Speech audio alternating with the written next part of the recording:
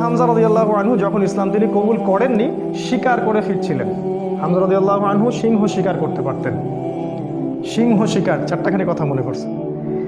এরপর তিনি যখন যাচ্ছিলেন তখন এই দাসী হামজা রাদিয়াল্লাহু আনহুকে বললেন যে আপনি যদি দেখতেন কিভাবে আপনার ভাতিজাকে আবু জেহেল অপমান করলো, তাকে গালিগালাজ করলো, তাকে আঘাত করলো, তাহলে আপনি স্থির থাকতে পারতেন। হামজা রাদিয়াল্লাহু আনহু তখন বললেন, আওয়া ফাআলা হাযা, সে কি সত্যিই কাজ করেছে?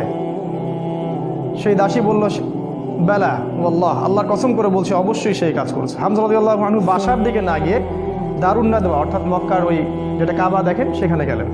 সেখানে দেখলেন সেখানে আবু জেহেল তার দলবলকে নিয়ে সেখানে দাঁড়িয়ে আছে।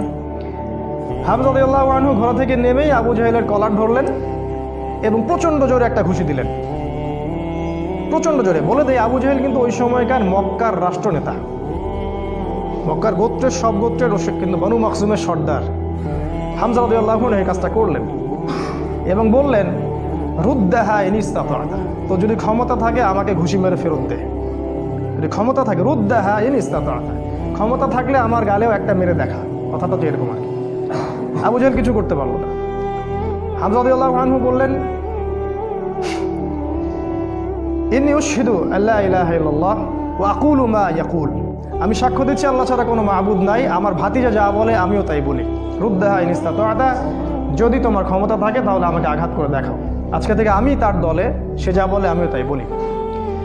হামজা রাদিয়াল্লাহু আনহু ছুটলেন তার ভাতিজার দিকে, দারুল আরকামে গিয়ে তাকে পেলেন এবং সেখানে গিয়ে বললেন, ইয়া ইবনে আখি, হে আমার ভাতিজা, কুনতু আনসুরুকা বিল হামিয়া, আমি তোমাকে এর আগে আত্মীয়তার সম্পর্কের জন্য প্রোটেক্ট করতাম, ওয়ালান আনসুরুকা লিল ইসলাম, আর আজকে থেকে আমি তোমাকে ইসলামের জন্য প্রোটেক্ট করবো ইনশাআল্লাহ। এই ঘটনায় রাসূল সাল্লাল্লাহু আলাইহি ওয়াসাল্লাম এত খুশি হয়েছিলেন, তিনি হামজা রাদিয়াল্লাহু আনহুকে একদম বুকে জড়িয়ে ধরে চুমু খাইলেন। আর যখন হামজা রাদিয়াল্লাহু আনহু উহুদের মাঠে শহীদ হন, আমাদের নবীজি অঝোর নয়নে কেঁদেছেন। তার শাহাদাতের দৃশ্য যদি দেখতেন, আমরা যদি দেখতে পারতাম, তাকে বর্ষা নিক্ষেপ করে হত্যা করা হয়েছে, বর্ষাটা তার কলিজা ভেদ করে পিছন দিয়ে বের হয়েছে, চোরাগুপ্তা হামলা চালিয়ে, কারণ সামনে থেকে তাকে মারার ক্ষমতা ছিল না। আজকেও ইসলামকে সামনে থেকে শেষ করা এত সহজ না, এই জন্য পিছন থেকে সবসময় চক্রান্ত করতে থাকে এরা, কিভাবে কোথায় কি লাগায় দেওয়া যাবে, কিভাবে কি করা যাবে। আর তার কলিজাটা হিন্দা ছিঁড়ে দাঁত দিয়ে কামড়ানোর চেষ্টা করেছিল। এই হচ্ছে আমাদের শেকড়ের পূর্বপুরুষরা। তাই এই ঘটনাটা উমর রাদিয়াল্লাহু আনহু দেখেছিলেন ওই দিন, এই ঘটনাটা উমর রাদিয়াল্লাহু আনহু দেখলেন এবং বাসায় গিয়ে তিনি চিন্তা করতে থাকলেন যে সব ফাসাদের মূল মনে হয় মুহাম্মদ, এই ব্যক্তিটার কারণেই আরবের মধ্যে বিভক্তি সৃষ্টি হচ্ছে, ফিতনা ফাসাদ সৃষ্টি হচ্ছে। তাহলে আমার করণীয় কি? আমিও তো একটা গোত্রের নেতা, তিনি আদি গোত্রের নেতা ছিলেন, তো তিনি খোলা তরবারি হাতে চললেন, এবার তিনি নবীজিকে হত্যা করলেন। ওই যে ঘটনাটা জানেন আপনারা, পথিমধ্যে একজনের সাথে দেখা হলো, সে বলল যে নবীজিকে হত্যা করার আগে তুমি তোমার বোন আর ভগ্নিপতির বাসায় যাও, তারা তো ইসলাম কবুল করেছে। তিনি আসলেন, এসে দরজা যখন নক করলেন, দরজার আড়াল থেকে শুনতে পারলেন ভিতরে তিলাওয়াত হচ্ছে কিছু একটা, সূরা তাহা তিলাওয়াত হচ্ছিল, তাহা মা আনজালনা আলাইকাল কুরআনা লিতাশকা ইল্লা তাযকিরাতাল লিমান ইয়াখশা তানজিলাম মিম্মান খালাকাল আরদা ওয়াস সামাওয়াতিল উলা আর রহমান আলাল আরশি ইস্তাওয়া। তিনি দরজা খুলে ঢুকলেন এবং জিজ্ঞাসা করলেন, মা কুনতুম তাকরাউন, তোমরা কি পড়ছিলে? বোন অস্বীকার করলো যে আমি কিছু না, তাহাদ্দাসনা বাইনানা, আমরা পরস্পরে কথা বলছিলাম। তখন তিনি বললেন যে ফালা তাকযিবা কুনতু সামি'তু ইন্নাকুমা সাবাতুমা, তিনি বললেন যে আমি শুনেছি তোমরা দুইজনে সাবা হয়ে গেছো, মানে বেদিন হয়ে গেছো, মিথ্যা বলবে না আমার কাছে।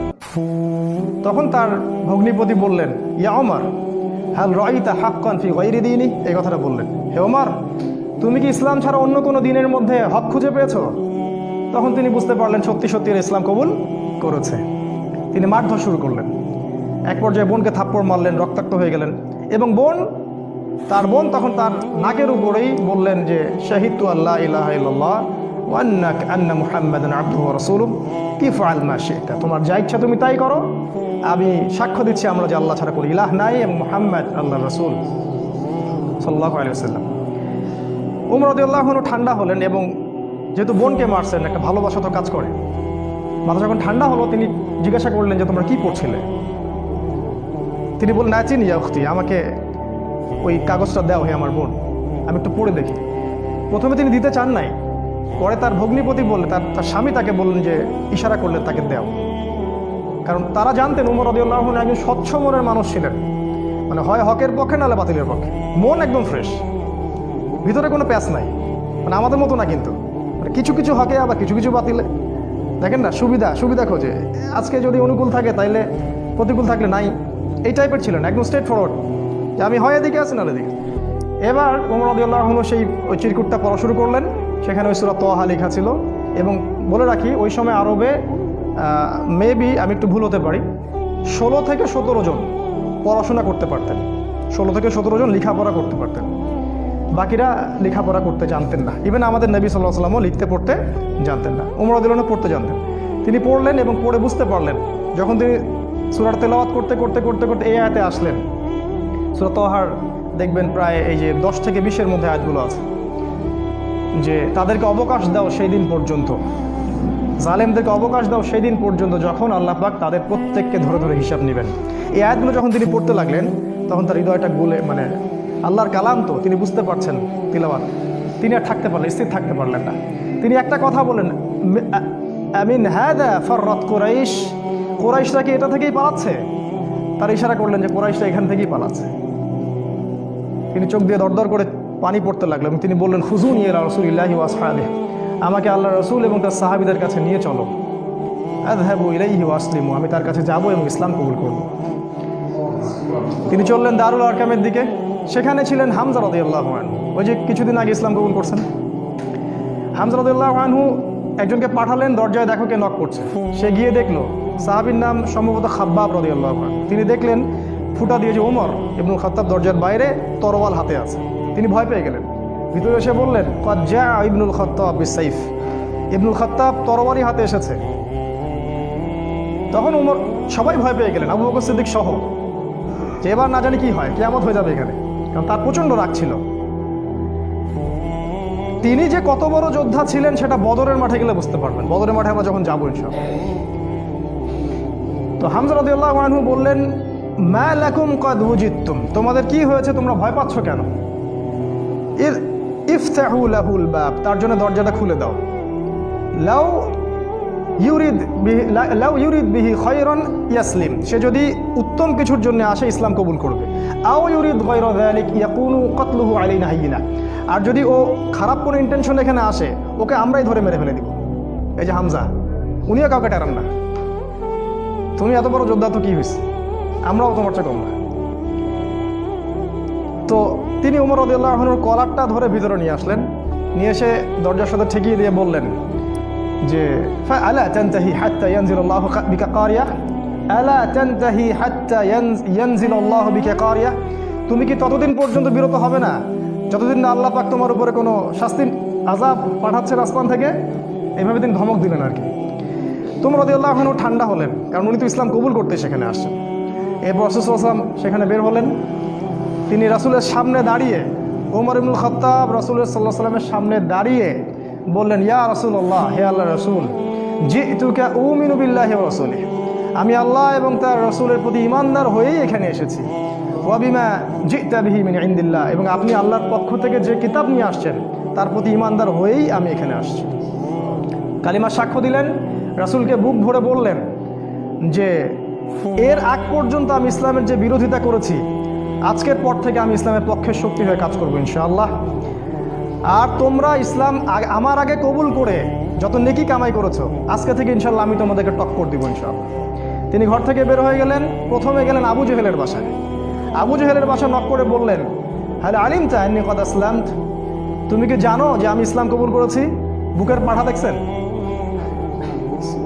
দিন পালন করে বাসায় বলতেই পারে না যে আমি কোরআন সুন্নাহ ফলো করছি, আমি দিন পালন করছি। বাপের ভয়, মায়ের ভয়, সরকারের ভয়, নেতা খেতার ভয়, কত ভয়। আমাদের বাপদাদাই কি আসলে এরকম ছিলেন? তিনি আবু জেহেলের বাসায় গিয়ে বললেন, তুমি কি হাল আলিমতা আন্নী ক্বাদ আসলামত, আবু জেহেল তুমি কি জানলা যে আমি ইসলাম কবুল করছি? আবু জেহেল আকাশ থেকে পড়লো, হাল ফাআলতা হাদা, তুমি কি সত্যি এটা করেছো? লা তাফআল, এটা করিও না। ও ভয় পেয়ে যাচ্ছে, কারণ এ তো ইসলামে গেলে খবর আছে আমাদের। তখন উনি চোখ মুখ বড় করে বলেছেন, বাল ফাআল, আমি অবশ্যই ইসলাম কবুল করেছি। এরপরে গেলেন ওয়ালিদ বিন মুগীরার বাসায়, ওখানে একই কথা বললেন। তারপর আরেক কাফেরের বাসায় আরেক একই কথা বললেন। এরপর আসলে কাবা ঘরে এসে বললেন যে ইয়া আইয়ুহান নাস, হে হে হে লোক সকল, ই'লামু আন্নী ক্বাদ আসলাম, তোমরা জেনে রাখো আমি ইসলাম কবুল করেছি। ওয়া আন শাহিদতু আল্লা ইলাহা ইল্লাল্লাহ ওয়া আন্না মুহাম্মাদান রাসূলুল্লাহ, আমি সাক্ষ্য দিয়েছি আল্লাহ ছাড়া কোনো মাবুদ নাই, মুহাম্মদ সাল্লাল্লাহু আলাইহি ওয়াসাল্লাম আল্লাহর বান্দা এবং রাসূল। এরপরে লোকজন তাকে মারা শুরু করলো, সবাই তাকে মারা শুরু করলো, পারতেছিল না তার সাথে, তিনি একাই 8-10 জনকে ডিফেন্ড করতেছিলেন। এক পর্যায়ে সেখানে আরও কিছু গোত্রনেতা আসে এবং তাদের মারামারিটা বন্ধ করে দেন। এবার দেখেন, মারামারি বন্ধ করে দিয়ে একজন ওমর রাদিয়াল্লাহু আনহুকে বলছিলেন যে আফালা কুনতা কাতামত, ওমর তুমি কি চুপ থাকতে পারতে না? এই যে আমাদের হিকমা আছে না, চুপ থাকো, ওমর তুমি কি চুপ থাকতে পারতে না? ওমর ইবনুল খাত্তাব বলছেন ওয়াল্লাহি লা আকতুমুল হাক্কা ওয়া হুয়া আলামু, যখন আমি সত্য জেনেছি আল্লাহর কসম করে বলছি আমি সত্যকে গোপন রাখবো না। লা উফাররিকান্নাল হাক্কা মিনাল বাতিল কামা ফাররাকাল্লাহু বাইনাল লাইলি ওয়ান নাহার, আমি সত্যকে মিথ্যা থেকে আলাদা করে দিব ঠিক যেমন করে আল্লাহ রাত থেকে দিনকে আলাদা করে দেন। এই ঘটনার পরে তার নাম হয়েছে আল ফারুক, পার্থক্যকারী। যেমন করে মিরাজের ঘটনার পর আবু বকর সিদ্দিকের নাম হয়েছে কি? সিদ্দিক। প্রত্যেকটার পিছনে একটা ঘটনা আছে, পড়তে হবে, এগুলো জানতে হবে। আপনি ওই রাজ্যে বিচরণ করবেন তখন ইনশাআল্লাহ। এবার ইসলাম শক্তিশালী, কারণ বড় বড় দুইজন নেতা আমাদের পক্ষে। মনে করেন পুতিন আমাদের পক্ষে, মনে করেন ওই আরও বড় বড় কিছু নেতা আমাদের পক্ষে। এখন ইসলাম শক্তিশালী, তাদের কাছে ক্ষমতা আছে, লোকজন জলবল আছে, আর অর্থ সম্পদ আছে। এবার রাসূল সাল্লাল্লাহু আলাইহি ওয়াসাল্লাম এর কাছে গিয়ে ওমর রাদিয়াল্লাহু আনহু বললেন, ইয়া রাসূলুল্লাহ আলাসনা আলাল হক আলাইসু আলাল বাতিল, এভাবে বলতে থাকলেন, আমরা কি হকের উপর নাই, ওরা কি বাতিলের উপর নাই? আলাসনা মুসলিমান, আমরা কি মুসলিম না? আলাইসুল মুশরিকিন, তারা কি মুশরিক না? আমরা কেন এখানে গোপনে এভাবে ইসলামের দাওয়াত দিব? আজকে থেকে প্রকাশ্যে দাওয়াত দিব। এই তারপর থেকে ইসলামের প্রকাশ্য দাওয়াত শুরু হলো এবং মিছিল করতে করতে তারা কাবা ঘরে গেলেন এবং সবাই স্লোগান দিতে থাকলেন লা ইলাহা ইল্লাল্লাহ মুহাম্মাদুর রাসূলুল্লাহ, লা ইলাহা ইল্লাল্লাহ মুহাম্মাদুর রাসূলুল্লাহ। এবার আরবের লোকরা জাজল্যমান একটা দৃশ্য দেখতেছে, রেভলিউশন। হঠাৎ করে এই যে 50, 60, 70 জন মানুষ বের হচ্ছে রাস্তায় এবং কালিমার স্বাক্ষর দিচ্ছে। ওই সময় কিন্তু এই পপুলেশনটা খুব কম না, একটু বেশি। এবার নির্যাতনের মাত্রা আরও বাড়তে থাকলো। আমাদের হাতে অল্প সময় আছে, আমি 5 মিনিটে শেষ করছি ইনশাল্লাহ। নির্যাতনের মাত্রা বাড়তে থাকলো এবং এক পর্যায়ে সাহাবীদের প্রতি এমন মর্মান্তিক নির্যাতন করা হলো। কিছু নমুনা আপনারা জানেন, ওই যে বিলাল রাদিয়াল্লাহু আনহুর ঘটনা, সুমাইয়া রাদিয়াল্লাহু আনহার ঘটনা, আবার খাব্বাব, তারপরে মুসআব বিন উমাইর, এদিকে উসমান রাদিয়াল্লাহু আনহু, ইভেন আবু বকর সিদ্দিক, সমস্ত সাহাবীকেই টর্চার করা হলো। মানে ফিজিক্যাল, মেন্টাল, ইকোনমিক্যাল, এমন কোনো টর্চার নাই যেটা করা হয়।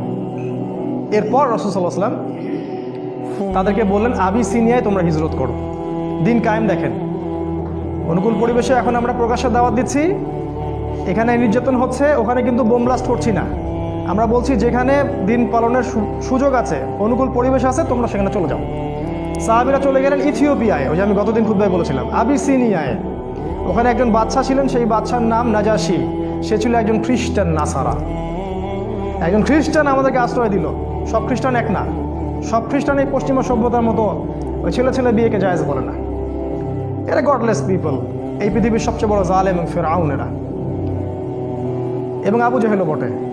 এই বাদশা নাজাশি আমাদেরকে আশ্রয় দিলেন, আমরা রেফিউজি ছিলাম সেখানে, ওরা আমাদেরকে আশ্রয় দিল এবং আমরা সেখানে শান্তিপূর্ণ একটা পরিবেশে দিন পালন করতে থাকলাম। প্রথমে একবার হিজরত হলো, তারপর আরও একটা দল হিজরত করলো এবং কাফেররা বসে থাকেনি, তারাও সেখানে কূটনৈতিক তৎপরতা চালালো। আমর ইবনে আসকে সেখানে পাঠানো হয় এবং সেখানে মোনাজারা, বাহাস হয়। সেই বাহাসে জাফর রাদিয়াল্লাহু আনহু ওই বাদশার সামনে দাঁড়িয়ে সূরা মারিয়াম তেলাওয়াত করেছিলেন।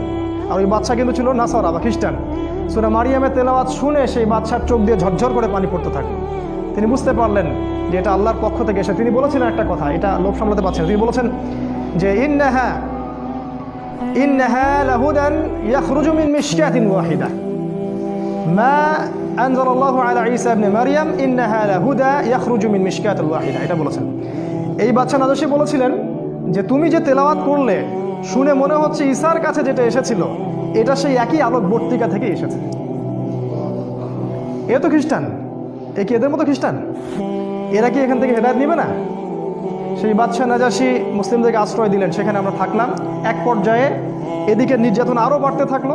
রাসূল সাল্লাল্লাহু আলাইহি ওয়াসাল্লাম এবং সাহাবীদেরকে 3 বছর বয়কট করা হলো। 3 বছর তারা ওই যে পাহাড়ের পাদদেশে ওটাকে বলা হয় শিয়ারে আবু তলেব, সেখানে 3 বছর গাছের ছাল পাতা গেঁথে গেছে। সামান্য ভাই কষ্ট করে একটা সেমিনারে আসতে পারেন না, দিন কায়েমের স্বপ্ন দেখেন, সামান্য 10টা টাকা খরচ করতে পারেন না, মাসে জ্ঞানও দিতে পারতেছেন না, সামান্য একটু সিরা পড়বেন সেটা পড়তে পারেন না, দিনের জন্য সামান্য একটু এফোর্ট দিবেন, জানমাল ব্যয় করবেন, কোন মুখ দিয়ে সাহাবীদের নাম উচ্চারণ করেন? 3 বছর শুধু গাছের ছাল পাতা খেয়ে দেখেছে। ওই সময় অনেক ত্রাণ আসতো, হামজা রাদিয়াল্লাহু আনহু ত্রাণ ফেরত দিতেন, ত্রাণের দরকার নাই, আল্লাহ রিজিক দিবেন। কি ইমান, কি জজবা! আমাদের বাপদাদা সবাই, আমাদের শেকড়, আমাদের গায়ে তাদেরই রক্ত আছে, কিন্তু কোনো না কোনোভাবে উপমহাদেশ ইসলাম তারা প্রচার করেছে। যাই হোক, এবার এই বয়কটটা যখন উঠে যায়, তখন রাসূল সাল্লাল্লাহু আলাইহি ওয়াসাল্লাম তায়েফে হিজরত করলেন। সেখানে ঘটনা আপনারা জানেন, সেখান থেকে তাকে মারধর করে বের করে দেওয়া হয়, তিনি আবার মক্কায় চলে আসেন। এবার মক্কায় তিনি যখন স্টে করলেন, নবুয়তের 10, 11 আর 12 এই 3টা বছর, শেষ করছি আমি, 10, 11, 12 এই 3টা বছরে মদিনা যে ইয়াসরিব থেকে প্রথমে 6 জন, তারপরে 12 জন, তারপরে 73 জন, পরপর 3 বছরে 3টা গ্রুপ আসলো। প্রথমে 6 জন, তার নেতৃত্বে ছিলেন আসাদ বিন জুরারা, তারপরের বছর 12 জন, তারপরের বছর 73 জন, আর 2 জন নারী, মোট 75 জন। এই 75 জন এসে রাসূলের কাছে বায়াত করলেন। বায়াত করে রাসূলকে বললেন যে আপনি মদিনায় হিজরত করেন। এবার রাসূল সাল্লাল্লাহু আলাইহি ওয়াসাল্লাম সাহাবীদেরকে নিয়ে মদিনায় হিজরত করলেন। আর মদিনায় হিজরত করার পরে সেখানে ইসলামিক স্টেট বা খিলাফা স্টেট কায়েম হলো। তারপরে দিন কিভাবে কায়েম হলো সেটা আমরা ইনশাআল্লাহ সালাতের পর শিখবো ইনশাআল্লাহ। জাযাকুম। আসসালামু আলাইকুম ওয়া রাহমাতুল্লাহ। বিসমিল্লাহি আউয়ালুহু ওয়া আখিরুহু আলহামদুলিল্লাহ। প্রশংসা সেই আল্লাহ পাকের জন্য, যিনি আমাদেরকে মাগরিবের সালাতের পর আবারও বসার তৌফিক দান করেছেন। সবাই বলি আলহামদুলিল্লাহ। হৃদয়ের অন্তঃস্থল থেকে দরুদ পাঠ করি আমাদের প্রিয় নবী মুহাম্মদ রাসূলুল্লাহ সাল্লাল্লাহু আলাইহি ওয়াসাল্লামের প্রতি। আল্লাহুম্মা সাল্লি আলা মুহাম্মদ, আল্লাহুম্মা বারিক আলা মুহাম্মদ। মাগরিবের সালাতের আগ পর্যন্ত আমরা যতটুকু আলোচনা করেছিলাম মদিনায় হিজরত পর্যন্ত। হিজরতের যে মূল ঘটনাটা, সেই ঘটনাটা হচ্ছে যে ইয়াসরিব বা মদিনা থেকে প্রথমে 6 জন যুবক মক্কায় আসেন হজের মৌসুমে। হজ কিন্তু তখনও ছিল, মানে এই হজ সিস্টেম না, বিকৃত হজের সিস্টেম। কারণ তারা দাবি করতো যে আমরা ইব্রাহিম আলাইহিস সালামের রিলিজিয়ন ফলো করি। মক্কার কুরাইশরা এটা দাবি করতো আমরা ইব্রাহিমই দিন ফলো করি, এই জন্য তারা হজও কিন্তু করতো। এখনও দেখবেন, এখনও যারা মুশরিক আকীদা লালন করে তারাও কিন্তু বছর বছর হজমরা ঠিকই করে, তো এটা নতুন কিছু না। তো এই হজের মৌসুমে ইয়াসরিব থেকে প্রথমে 6 জন যুবক এই মক্কায় আসে হজ করতে, যারা আগে শুনেছিল যে শেষ জামানায় একজন নবী আসবেন। এই যে শেষ জামানা সম্পর্কে সচেতনতা, এটা নতুন কিছু না, এটা সবাই করেছে আগে যুগে যুগে। ইহুদিরা খুঁজে খুঁজে বেড়াতো যে কবে নবী বের হবে, আমরা কবে তার কাছে বায়াত নিব। যখন দেখলো নবী ইসমাইল আলাইহিস সালামের বংশ থেকে আসছে, তখন তারা আর সেখান থেকে বায়াত নিল না, উদ্ধত অহংকার করলো। অথচ আমরা কিন্তু ওদের কাবা বাইতুল মাকদাসকে কেন্দ্র করে দীর্ঘদিন নামাজ পড়েছি। এটা বোঝানোর জন্য যে একই সোর্স থেকে সব নবী এসেছেন। যাই হোক, এই 6 জন যুবকের নেতৃত্ব দিয়েছিলেন আসাদ বিন জুরারা রাদিয়াল্লাহু আনহু নামে একজন সাহাবী। তিনি রাসূল সাল্লাল্লাহু আলাইহি ওয়াসাল্লামের সাথে দেখা করলেন 6 জন সাহাবীকে সাথে নিয়ে। আমাদের নবীজি সাল্লাল্লাহু আলাইহি ওয়াসাল্লাম কোরআন পাঠ করে শোনালেন, তাদেরকে ইসলামের দাওয়াত দিলেন এবং এই 6 জন ইসলাম কবুল করলেন আলহামদুলিল্লাহ। এই প্রথম মদিনা থেকে কেউ এসে ইসলাম কবুল করলো। এর আগ পর্যন্ত দেখলেন দীর্ঘ 10 বছর কত চড়াই উতরাই আমাদেরকে পার হতে হলো। এদিকে কাফেরদের নির্যাতন কিন্তু ব্যাপক হচ্ছিল। বয়কট করেছে 3 বছর, তার পরের বছর খাদিজা রাদিয়াল্লাহু আনহা মারা যান, একই বছর চাচা আবু তলেবও মারা যান, মাত্র 3 দিনের ব্যবধানে সম্ভবত। এবং এতে করে নির্যাতন আরও বেড়ে যায়, ওখানে থাকা আমাদের জন্য কষ্টকর হয়ে যায়। তখন নবীজি চাচ্ছিলেন হিজরত করার জন্যেই, আল্লাহ পাকের আদেশের অপেক্ষা করছিলেন। এই জন্য প্রথমে তিনি আবিসিনিয়ায় পাঠিয়েছেন সাহাবীদেরকে, তারপর নিজে গিয়েছেন তায়েফে। আপনারা জানেন তায়েফ থেকে তাকে রক্তাক্ত হয়ে ফিরে আসতে হয়। তায়েফবাসী ইসলাম কবুল করেনি। সেখানে 3 জন ভাই ছিল, আব্দে ইয়ালাইল, আব্দে মাসউদ আর হাবিব বিন আমর। এরা নবীজিকে পাথর নিক্ষেপ করে মাথা ফাটিয়ে দিয়েছিল, ছোট ছোট ছেলেপেলেদেরকে লেলিয়ে দিয়েছিল, যারা নবীজিকে রক্তাক্ত করেছিল। আর আমাদের নবীজি তাদের জন্য বদদোয়া করেননি, বরং দোয়া করেছিলেন যে আমি আশা করি আল্লাহ পাক এর পরবর্তী জেনারেশন থেকে এমন কাউকে বের করবেন যারা আল্লাহর একত্ববাদে বিশ্বাস করবেন। একটা তথ্য দিয়ে রেখে আপনাদেরকে, আবু হুরায়রা রাদিয়াল্লাহু আনহু কিন্তু ওই তায়েফবাসীরই সন্তান। যদি নবীজি ওই দিন বদদোয়া করতেন, তাহলে আমরা আজকে আবু হুরায়রা রাদিয়াল্লাহু আনহুকে পেতাম না। তার কাছে কিন্তু আসমান, এই যে আপনার পাহাড় পর্বতে ফেরেশতাকে পাঠানো হয়েছিল। পাহাড় পর্বতে ফেরেশতা থাকে, এই কথা আমাদের গডলেস ওয়ার্ল্ড বিশ্বাস করবে না, এডুকেশন সিস্টেম সেকুলার কনসেপ্ট আর বিশ্বাস করবে না। তো আমরা ওদেরকে বলি তোমরা গেট লস্ট, তোমরা এখানে দূর হবে। পাহাড় পর্বতে ফেরেশতা যখন এসেছিলেন বলেছিলেন আল্লাহ পাক আপনার সাথে তায়েফবাসী যা করেছে আল্লাহ পাক দেখেছেন, আপনি যদি চান 2 পাহাড়কে পিষে একদম তায়েফকে শেষ করে দিব। নবীজি বললেন আমি চাই, আল্লাহ পাক ওদেরকে হেদায়েত দান করুন। তো যাই হোক, এরপরে নবীজি হিজরতের অপেক্ষা করছিলেন, এই সময় ঘটনাটা ঘটে। 6 জন ইয়াসরিবের যুবক আসেন, তারা ইসলাম কবুল করেন। তারপর তাদেরকে আবার নবীজি পাঠিয়ে দেন, মদিনায় পাঠিয়ে দেন, বলেন তোমরা ওখানে দাওয়াতি কাজ করতে থাকো।